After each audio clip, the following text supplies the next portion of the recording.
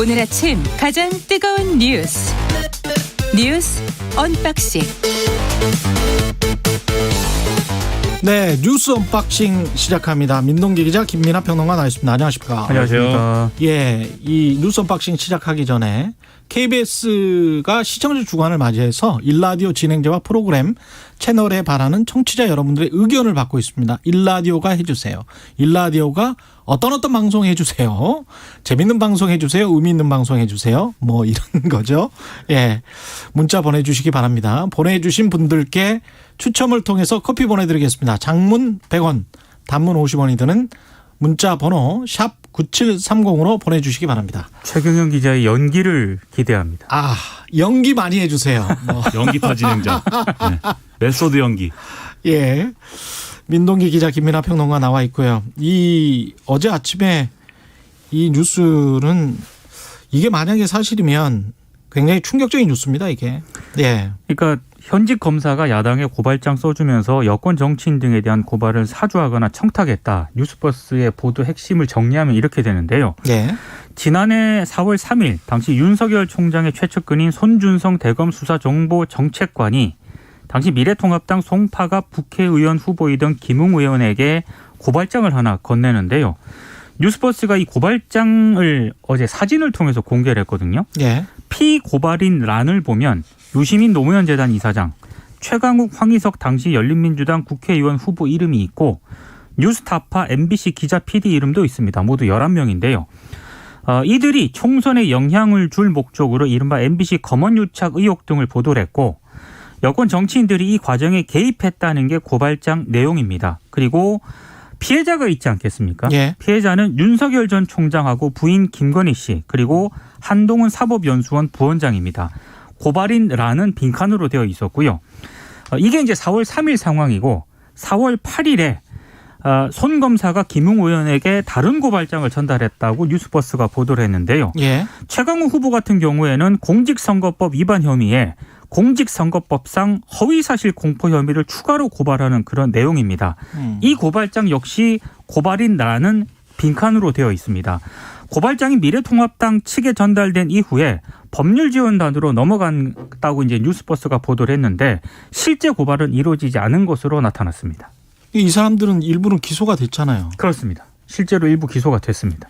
근데 그것은 이제 당이 이제 고발을 한 게 아니고 예. 이른바 이제 시민단체라고 하는 분들이 일부 이제 고발을 한 그런 부분에서 이제 뭐 기소되고 뭐 이런 재판으로 간 거고 일단 국민의힘은 뭐 본인들이 이것을 이게 그 고발을 사주한 거라고 하는데 고발을 실제로 안 했다라고 이제 해명을 하면서 그래서 이제 고발을 사주한 것이라는 고발 사주한 말이 측은 검찰이죠, 검찰.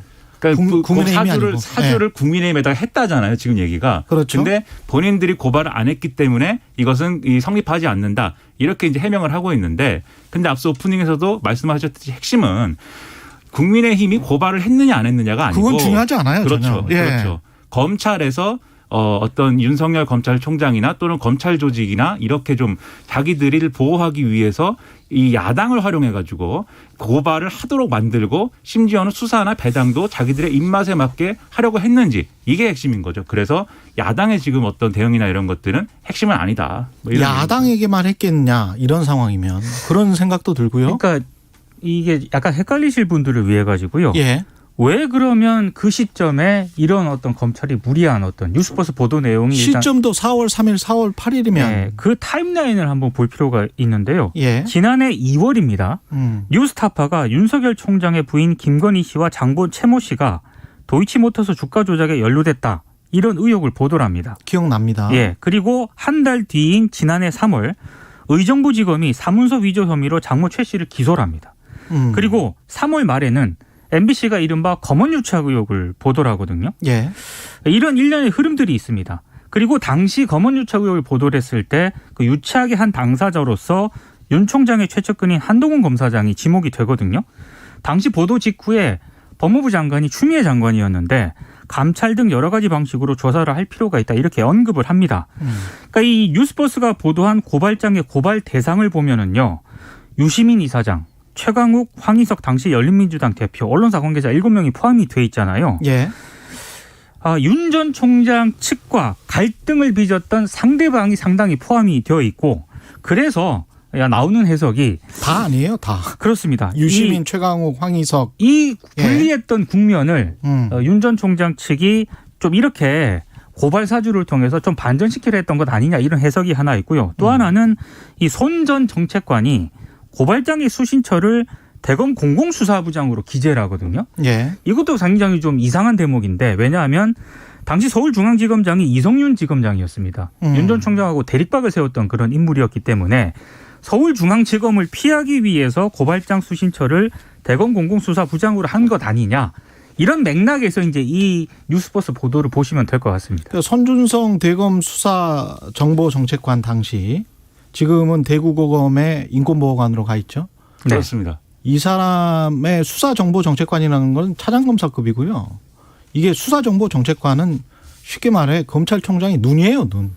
예. 그러니까 과거에 핵심 중에 핵심입니다. 이른바 범정이라고 이제 줄임말로 불렸던 예. 범죄정책 정보 뭐 이런 걸 다루던 그런 이제 직책인데 과거에 이제 범정 이렇게 얘기하면 검찰 내에서 사실상 국가기관으로 따지면 국정원 같은 역할을 하는 그런 직책이다 이렇게들 많이 이제 비유를 했고 그렇기 때문에 이 범죄와 수사 정보를 능동적으로 수집해 가지고 그것들을 이제 검찰총장에게 직보하는 이런 역할을 하는 자리거든요. 그럼요. 근데 지금은 이제 뭐 권한이 일부 축소가 됐다라고 하지만 그럼에도 불구하고 검찰총장의 직속 이제 인사이기 때문에 만약에 이게 이 직책에 있는 사람이 이렇게 고발장 써가지고 야당에다가 이거 고발해 주십시오라고 했다면 거기에 더해서 심지어 이 고발을 고발은 누구에게 해 주십시오까지 지정해서 했다면 당연히 이것은 윤석열 전 총장이 그게 어떤 의미로든지 간에 검찰 권력, 이 수사를 위해서 있는 검찰 권력을 뭐 사유화했고 그걸 통해서 이제 자기의 유리한 국면을 만들려고 했다.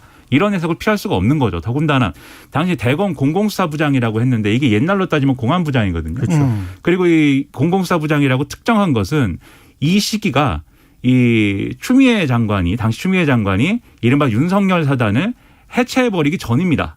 그래가지고 여전히 윤석열 전 총장의 최측근들이 대검의 부장들을 하던 시기예요. 그렇죠. 그러니까 예. 서울중앙지검장 지금 말씀하신 대로 이성윤 지검장은 우리 편이 아니고 이 우리 편인 대검 부장에게 이것을 고발하면 그러면 이것에 관련된 배당은 또 우리 편에게 하겠다. 이런 취지로 지금 고발장 작성한 게 아니냐라는 의혹이 나오고 있는 거죠. 그리고 손준성과 김웅이라는 이름을 기사에 못을 박아버렸단 말이죠. 네. 이건 굉장히 이례적이거든요. 그러니까 뉴스버스가 실명으로 이렇게 보도를 했는데 예. 당사자로서는 굉장히 치명타잖아요. 그리고 손준성과 김웅은 사실은 동기 아닙니까, 이 사람들이? 네. 사법연수원 동기고 동기입니다. 그 대학교도 같이 다닌 걸로 그렇죠. 보도가 되고 있습니다. 근데 손준성 검사 해명은 굉장히 짧습니다. 황당한 내용이다. 제가 아는 바가 없어 해명할 내용이 없다. 거의 모든 언론에 이런 문자 메시지를 보냈고요. 복붙하고 있어요. 예. 모든 언론에 이렇게 나옵니다. 문자 메시지를 일단 이렇게 보냈고. 근데 그 정도로 반발은 약한 반발인데. 그렇습니다. 예. 그건 약한 반발이거든요. 약한 반발이기도 하고 그리고 취재 과정에서 기자가 물어봤을 거 아닙니까? 예. 뉴스버스의 기자가. 근데 여기에 대해서도 명확히 이제 뭐 지금 얘기한 대로의 답 이상의 어떤 해명을 한 바가 없고 특히 예.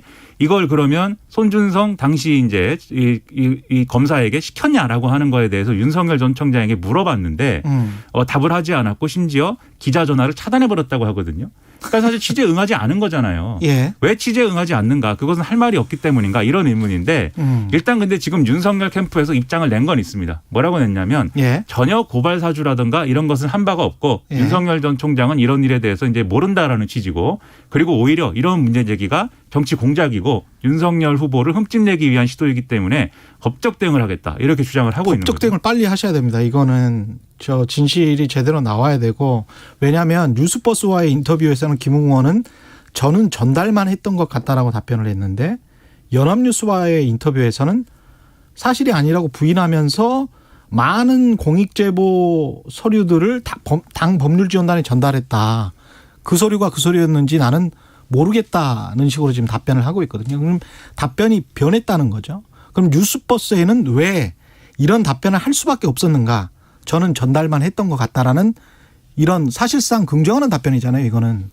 근데 왜 이런 답변을 뉴스버스에만 했는가? 그거는 뉴스버스의 기자가 뭔가 다른 팩트를 김웅 의원한테 이야기를 한 거예요.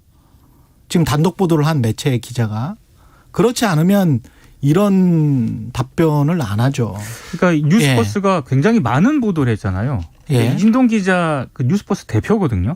전 조선일보 기자 출신인데. 전 조선일보 기자죠. 예. 이진동 기자가 이런 얘기를 했습니다. 고발장에 들어간 내용들을 분석하는 기사가 예정이 되어 있고 또 외부의 제3자가 고발장을 작성할 이유가 없다는 것을 분명하게 알 것이다. 곧 후속 보도가 있을 것이다. 이렇게 얘기를 했는데 아마 추가적으로 관련해서 뉴스버스가 보도가 이어질 것 같습니다. 그 이진동 대표가 어제 TBS 라디오 출연해가지고 이 당시 김웅 의원이 이 고발장을 어떤 뭐 제보의 형태로 이제 받았을 때 그것을 이 당에 이제 좀 이 제보하는 걸로 했을 때 이 사안의 어떤 위법성이라든가 이런 것들을 인지하고 누가 보냈는지도 이제 아는 상황에서 이제 전달한 것이다라는 어떤 사실관계를 확인할 수 있는 그런 근거가 있다라고 얘기를 했거든요. 네. TBS 라디오와의 인터뷰에서. 그러면 이제 그 내용이 곧 보도가 될 테니까 그러면 또 김웅 의원과 어떤 뭐 당의 추가 대응이 나와야겠죠. 해명이. 이게 이 해명이 명확하게 되겠는가. 해명을 제대로 하려면 첫 번째 반론이 이렇게 나와야 돼요. 서류가 가짜다. 지금 서류를 보여줬거든요. 네.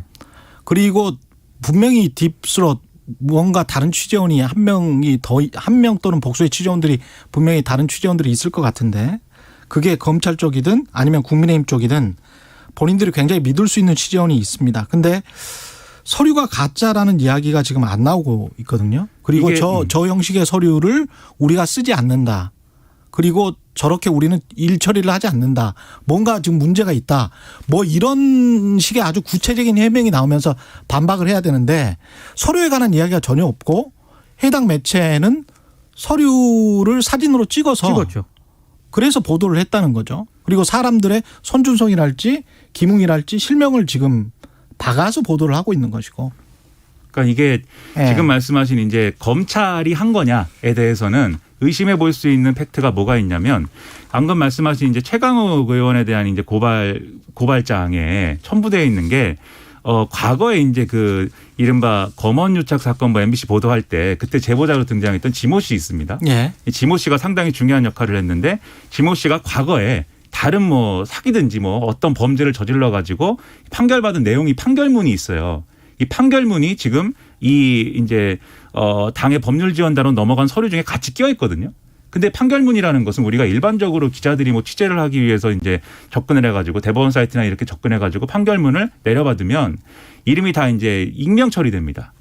그래서 익명 처리된 판결문이면은 이제 뭐 여러 가지 다른 루트도 있을 수도 있겠다 생각할 수 있는데 그게 아니라 그냥 실명이 나온다는 거예요. 그렇죠. 그 실명이 나온다는 것은 판사나 검사나 그렇죠. 또는 이 판결의 당사자였던 이제 본인 지모 씨거나 당사자들은 뺄 수 있고요. 그렇죠. 그런 경우가 아니면 이게 이렇게 나오지 않는데 지금 지모 씨가 뭐 여기에 개입해가지고 무슨 일을 했을 거라고 생각하기는 어렵지 않습니까? 결국 그러면은 검찰이 내부의 수사 정보에 해당하는 이 판결문을 이런 식으로 활용했다라고 의심할 수 있는 이런 부분이 같이 있는 거죠, 지금. 그것도 그렇습니다. 그래서 이 부분도 지금 해명이 명확하게 안 되고 있고 그리고 이게 말씀하신 대로 이제 신뢰할 수 있는 취재원이 아마 뉴스버스에 있을 것이다. 이렇게 말씀하셨는데 이게 지금 뉴스버스가 보도한 이 사진, 이 문서를 보면 이게 문서가 사진의 형태로 지금 돼 있는 걸로 이제 나와 있는데 이게 이 메신저 SNS라든지 또는 이제 뭐 우리가 흔히 뭐 활용하는 메신저 있지 않습니까? 메신저를 통해서 전달을 한 것으로 보여요. 그러니까 무슨 얘기냐면 누가 애초에 메시지를 보낸 것을 어떤 특정한 메신저에서는 그 메시지를 바로 그 메시지 자체를 다른 사람에게 이렇게 전달을 하면 이 메시지는 누가 보냈다라고 뜨거든요. 그렇죠. 이 누가 보냈다에 지금 손준성, 보냄 이렇게 나와 있다는 겁니다. 그러면 우리가 합리적으로 유추를 하려면 이 사진은 그럼 어디서 나와서 보도가 됐느냐. 손준성 보냄이라는 메시지까지 포함해서 받은 사람이 그러면 유출한 것에 가까운 사실로 보여요. 이거는 국민의힘 내부나 아니면 검찰 내부 아니면 나올 수가 없는 서류 같아요. 그렇죠. 손준성 보냄까지 같이 받은 사람이 지금 유출한 것이기 때문에. 근데 지금 얘기를 쭉 이제 정리해 보면은 손준성이라는 사람은 결국 김웅 의원에게 보냈고 김웅 의원이 이 메시지를 다시 전달해도 손준성 보냄 이렇게 뜨거든요. 결국 국민의힘에 들어갔다가 나온 정보가 지금 보도됐다. 그렇죠. 이렇게 보일 수 있는 맥락이 충분히 있어서 예. 결국 국민의힘 내부의 여러 가지 경선 구도라든가 예. 이런 것의 연장선에서 이런 것들이 언론에 나온 게 아니냐 이런 추정도 가능한 상황입니다. 파장이 클 수밖에 없습니다. 국민의힘은 만약 명명 뭐 결백함을 증명하기 위해서는 법률 지원단에 그런 서류가 있었는지 없었는지 그걸 또 밝히면 되거든요. 그렇죠. 근데 그럼 지금 또 그것도 간단한 문제죠. 그렇죠. 근데 지금 가장 네. 정확하게 이 사안이 뭐냐를 밝혀야 될 사람은 사실 제가 생각할 때는 윤석열 전 검찰총장인 게 이런 여러 가지 팩트가 이렇게 쭉 보도가 됐다고 말씀드렸는데 여기에 대해서 그냥 난 모른다라고 해버릴 수만은 없는 문제 아닙니까? 이거는 아닙니다. 예. 그렇죠. 그러면 만약에 정말 내가 이것에 대해서 아는 바가 없고 정말 이게 사실이 아니다라고 하면 그 사실이 아니라고 주장하는 거에 대한 무슨 근거를 같이 얘기를 해줘야 돼요. 그냥 난 모르고 이것은 뭐 정치 공작이다 이렇게만 얘기하고 넘어갈 수 있는 그런 사안은 아니라고 그런데 봅니다. 일단 뉴스버스가 추가 보도를 하겠다라고 일단 공언을 했고요. 그리고 김호수 검찰총장도 대검찰청 감찰부에 진상조사를 지시하지 않았습니까? 그렇죠. 그러니까 후속 내용이 계속 나올 수밖에 없기 때문에 예. 지금 윤석열 캠프에서 나오는 이런 입장 정도만으로는 이 사안이 그냥 넘어가지는 않을 것 같습니다. 그리고 지금 윤석열 전 총장 어쨌든 대통령이 되겠다고 지금 주장을 하고 있잖아요. 그렇죠. 만약에 이게 의혹이 사실이라고 한다면 이러한 이제 어떤 권력기관, 그다음에 수사기관, 사정기관을 본인과 또는 이제 사정기관 자체가 스스로 정파화돼 가지고 우리한테 유리한 어떤 그 결과를 얻기 위해서 이쪽도 이용하고 저쪽도 이용하고 이 정치 세력을 이용하고 진짜 말도 안 되는 사건. 그렇죠. 예. 뭐 이런 사건이라고 만약에 한다면 사실이면 예. 그렇죠. 이런 사건이라고 한다면 그런 것에 익숙한 사람이 대통령이 됐을 때 자기가 부릴 수 있는 예를 들면 국정원이라든지 검찰이라든지 이런 조직을 어떻게 활용하는 것인가에 대한 어떤 의문. 그 의구심 이런 걸로 연결될 수 있는 사안 아닙니까? 예. 그래서 그냥 정치 공작이다 이렇게 할 게 아니에요 이것은. 네. 알겠습니다. 택배 노동조합의 대리점주 문제가 있는데요. 관련해서 짧게 짚죠. 예. 그러니까 스스로 목숨을 김포 대리점주 CJ 대한통운의 김포 대리점주가 스스로 목숨을 끊은 사건이 있었는데요. 택배 노조가 일부 조합원의 괴롭힘 행위를 확인했다고 이제 기자회견을 통해서 밝혔고요. 지금 관련해서 택배 노조는 경찰 조사에 적극적으로 협력할 것을 권고를 했고 예. 사법적 판단이 내려지면 존중하겠다 이런 입장을 밝혔는데 다만 어제 택배 노조가 기자회견을 하면서 당시 대리점주에게 CJ 대한통운이 대리점 포기 압박을 한 것이 결정적 계기로 작용했다 이렇게 주장을 했거든요. 여기에 대해서 일단 CJ 쪽에서는 특별한 입장은 밝히지 않고 있습니다만 CJ 대한통운 택배 대리점 연합이라는 단체가 또 있습니다. 네. 대리점주들이 모인 그런 연합 모임인데 어제 별도 기자회견을 열고요. 이건 택배 노조를 또 강하게 비난을 했습니다. 고인의 죽음을 모욕하는 그런 행위라고 얘기를 하면서 유족의 입장문을 공개를 했는데 유족의 입장문을 보면은 고인이 유서를 통해 노조 괴롭힘이 극단적 선택을 하게 된 원인이라고 명백하게 밝혔는데도 노조가 또 다른 주장을 하고 있다. 이런 취지의 유서입니다. 첫 번째로 이것은 명확한 사실이 밝혀져야 될 문제 같고요. 진실공방처럼 뭐 이렇게 할 게 아니라 명확한 사실이 좀 밝혀져야 될 문제 같다는 생각이 첫 번째로 들고 두 번째는 그 사실관계에도 불구하고 이렇게 어떤 특정인에 대해서 괴롭힘이나 뭐 이런 게 있었다고 하면 노조가 뭐 투쟁을 할 수는 있겠지만 투쟁의 모든 수단이 이제 용납되는 건 아니기 때문에 그럼요. 그런 건 네. 부적절하다고 생각을 합니다. 그리고 세 번째로 이게 사실 특수고용 노동자들이 만든 일종의 이제 노조이기 때문에 여기서 발생하는 문제도 사실 있어요. 왜냐하면 그렇죠. 하나의 사업장에서 이제 뭐 노조를 만들어서 투쟁을 하게 되면은 그것은 이제 사업주와의 갈등이 굉장히 큰 건데. 그럼 본인들끼리 다 사업주란 말이죠. 사실. 그렇죠. 이런 예. 경우에는 파업에 참여하는 사람이 일을 안 하면 다른 이제 뭐 이런 사업주나 또는 이제 택배 노동자들이 일거리를 가져가는 구조가 있기 때문에 거기서 발생하는 갈등이 상당히 큰 게 사실이거든요. 그게 이제 뭐 이런 부적절한 어떤 대응으로 이어졌을 가능성도 있어서 예. 이것까지 같이 보면서 우리가 판단하고 보도하는 게 제 생각에는 필요해 보입니다. 예. KBS 시청자 주간 맞이해서 일라디오가 해주세요. 청취자 이벤트 중에 있습니다. 청취자 7248님 KBS 1채널의 뉴스 언박싱을 하나의 프로그램으로 만들어주세요. 청취자 2113님 9570님 등 많은 분들이 언박싱 시간 늘려달라고 하십니다. 굉장히 바람직하고 고무적인 제안이고 예. 일라디오가 당연히, 해주세요. 네, 예. 당연히 출연료 아닙니다. 이런 말씀 계속 해 주시기 바랍니다. 장문 100원, 단문 50원이 되는 문자 번호 샵 9730으로 계속 문자 보내주시고요. 예, 김민하 평론가 저 월급 좀 깎아라. 뭐 이런 문자도 괜찮습니다. 아닙니다. 안 됩니다. 네. 근데 다른 코너에서는 또 그 코너 돌려달라고 하는 거 아니에요? 불안합니다. 네. 예. 뉴스 언박싱 민동기 기자 김민하 평론가였습니다. 고맙습니다. 고맙습니다. KBS 1라디오 최경영의 최강시사 듣고 계신 지금 시각은 7시 52분입니다. 오늘도 남해상에 기압골이 놓여 있기 때문에